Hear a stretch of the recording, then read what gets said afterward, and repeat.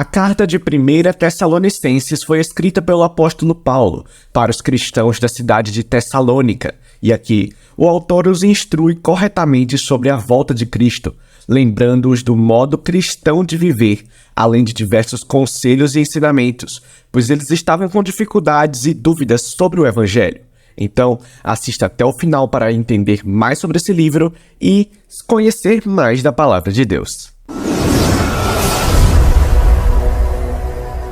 A carta começa com a oração, que inicia agradecendo e celebrando a fé dos tessalonicenses, o amor que demonstram uns pelos outros e a sua esperança em Jesus, mesmo em meio à perseguição.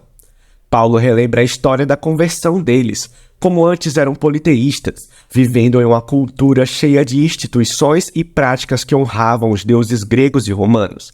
Mas eles se afastaram de tudo isso para servir ao único Deus e agora aguardam a vinda de Jesus.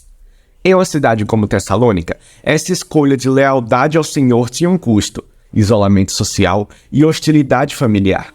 Mas, para os tessalonicenses, o amor de Jesus e a esperança de seu retorno faziam tudo valer a pena.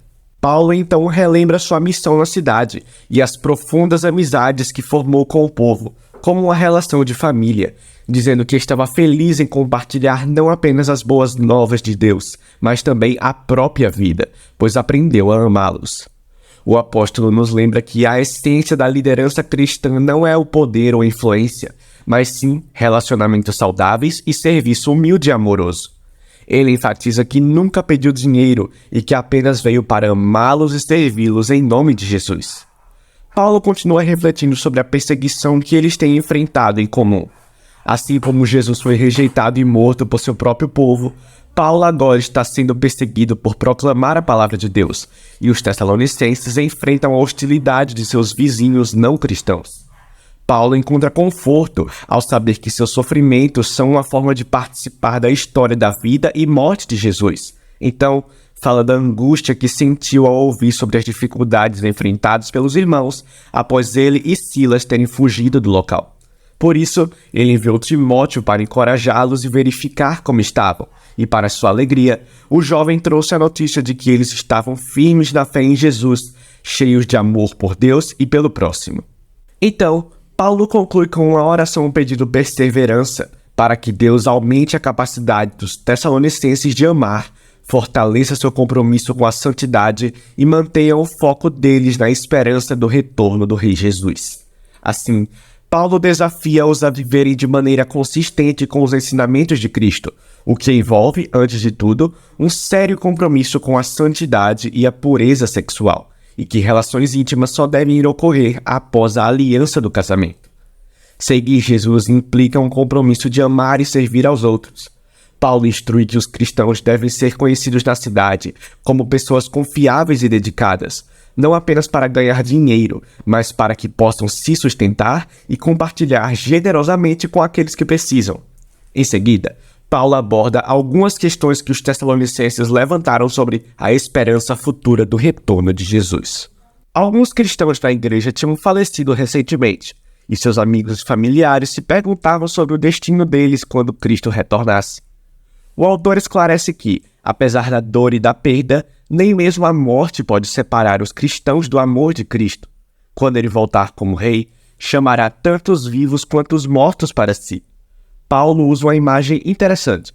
Ele descreve como uma cidade enviaria uma delegação para receber a chegada do imperador. Ele aplica essa imagem à chegada do Rei Jesus, que será saudado por seu povo, que subirá ao encontro do Senhor para recebê-lo de volta a este mundo, onde ele estabelecerá seu reino de justiça e paz. Paulo quer que os tessalonicenses compreendam como essa esperança deve motivar sua fidelidade a Deus. Eles não devem se render à propaganda romana de que o imperador traz paz e segurança, já que essa tranquilidade foi imposta pela violência e escravizando inimigos, mas Cristo retornará para enfrentar essas injustiças. Os seguidores de Jesus devem viver no presente, como se esse futuro prometido já estivesse acontecendo, e, apesar da opressão do mal humano, eles devem permanecer sóbrios e vigilantes, vivendo à luz do reino de Deus, tanto na terra quanto no céu. Paulo encerra todas essas exortações com uma oração esperançosa, para que Deus penetre em suas vidas com uma santidade e os separe como completamente dedicados até o retorno de Jesus. 1 Tessalonicenses nos lembra que, desde o início, seguir a Cristo como Senhor gera um modo de vida contrário à cultura do mundo. E isso, por vezes, provoca desconfiança e conflitos com pessoas ímpias. Mas a resposta dos seguidores de Jesus à hostilidade deve ser sempre amor, enfrentando a oposição com graça e generosidade. Esse modo de vida é motivado pela esperança no reino vindouro de Jesus, que já começou a ser instaurado com a sua ressurreição entre os mortos. E assim, esse livro termina e o vídeo também. Que o Senhor te abençoe, que você tenha aprendido muito mais e tchau!